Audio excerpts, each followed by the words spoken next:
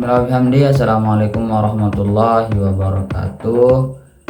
Oke teman-teman, saya Sahrul Borok SA dari Prodi PAI Semester 2. Kali ini saya akan mempresentasikan hasil resensi sebuah novel untuk menyelesaikan tugas UAS dari mata kuliah PKN, yang dimana saya sudah meresensi sebuah novel yang berjudul Teruslah Bodoh Jangan Pintar, karya Terelie.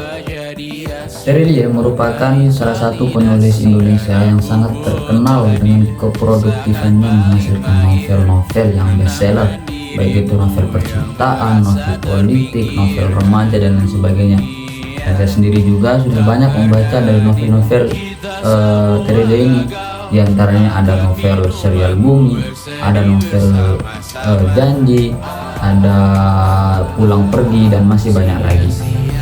Dan novel Teruslah Bodoh Jangan Pintar ini mengangkat isu-isu yang berkaitan dengan warga negara Republik Indonesia, baik itu dari korupsi, dari ketidakadilannya penguasaan, dari ketidakadilannya penegak hukum, dan lain sebagainya.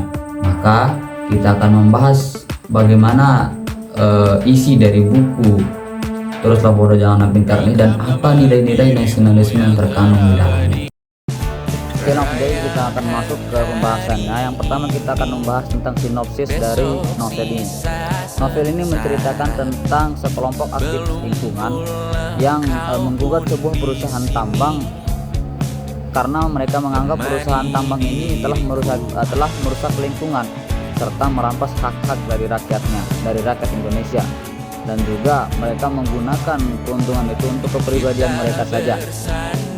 Dimana dalam pusat cerita ini berada di dalam ruang persidangan, yang dimana kita akan ditampilkan bagaimana hukum seringkali bisa dipengaruhi oleh kepolitikan, oleh uang, dan oleh kekuasaan. Oke, kali ini kita akan membahas tentang tema, tokoh, dan alur cerita dalam novel Teruslah Bodoh Jangan Pintar ini. Yang pertama, tema dalam novel ini adalah perjuangan dalam melawan ketidakadilan, melawan korupsi, melawan penyalahgunaan kekuasaan, melawan orang-orang yang merusak lingkungan.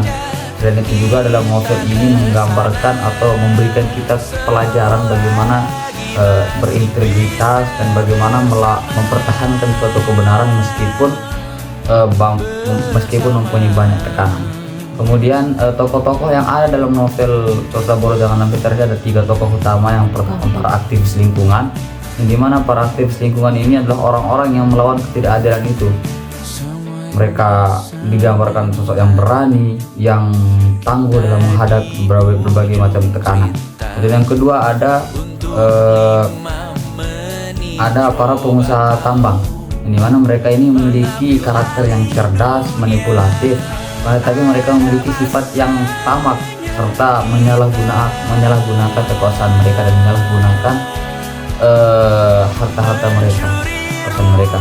Dan yang ketiga ada para tokoh, para aparat hukum, di mana para aparat hukum ini ada 2 karakter, ada aparat hukum yang baik dan ada aparat hukum yang tidak baik. Di mana aparat hukum yang baik ini adalah mereka yang masih menjaga kebenaran itu, sementara aparat hukum yang tidak baik itu yang melindungi orang-orang yang tidak adilan. Kemudian kita akan membahas kelebihan dan kekurangan dalam novel Teruslah Bodoh Jangan Pintar ini. Di mana ada beberapa kelebihan dan kekurangan. Yang pertama ada kelebihan yang ada pada dalam novel ini, yaitu mengangkat isu yang sangat relevan di lingkungan kita, terutama di negara kita saat ini.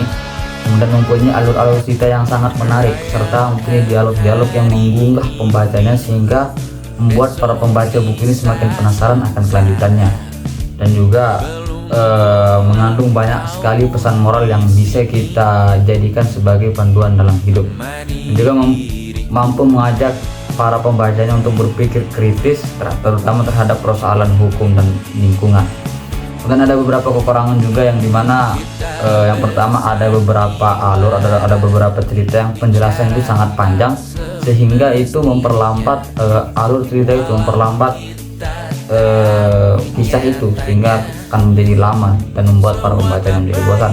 Yang kedua, ada banyak istilah-istilah hukum yang mungkin harus kita cari terlebih dahulu baru kita paham akan maksud dari istilah itu. Dan yang terakhir, sebagian pembaca mungkin merasa penyampaian kritik itu lebih dominan daripada pengembangan karakter. Ya. Kemudian ada beberapa nilai-nilai nasionalisme yang bisa kita ambil dari novel ini.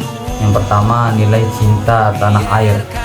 Ya, dalam novel ini kita disuguhkan cerita para aktivis lingkungan yang memperjuangkan hak-hak masyarakat, yang memperjuangkan suara-suara masyarakat. Itu juga salah satu bentuk rasa cinta kita kepada tanah air ini. Kemudian kepedulian terhadap kepentingan bangsa, yang dimana dalam beberapa cerita juga para pejuang yang memperjuangkan keadilan itu supaya bisa memenuhi kepentingan bangsa itu. Dan yang ketiga, kita dilatih untuk, kita diajarkan untuk jujur dan integritas. Itu salah satu nilai moral, nilai nasionalisme yang bisa kita ambil dalam novel ini adalah kejujuran dan integritas. Pesan yang dapat kita ambil yaitu kita tetap mempertahankan kebenaran walaupun memiliki banyak sekali tekanan-tekanan. Dan yang keempat, ada kepatuhan dalam hukum, kepedulian terhadap hukum yang berkeadilan. Artinya ketika kita itu harus mematuhi hukum-hukum yang sudah berlaku tanpa harus merubahnya, tanpa harus membantahnya. Dan terakhir adalah semangat pantang menyerah, di mana para aktivis lingkungan ini dari awal sampai akhir lalu cerita mereka tidak pernah menyerah sama sekali untuk memperjuangkan ketidakadilan itu.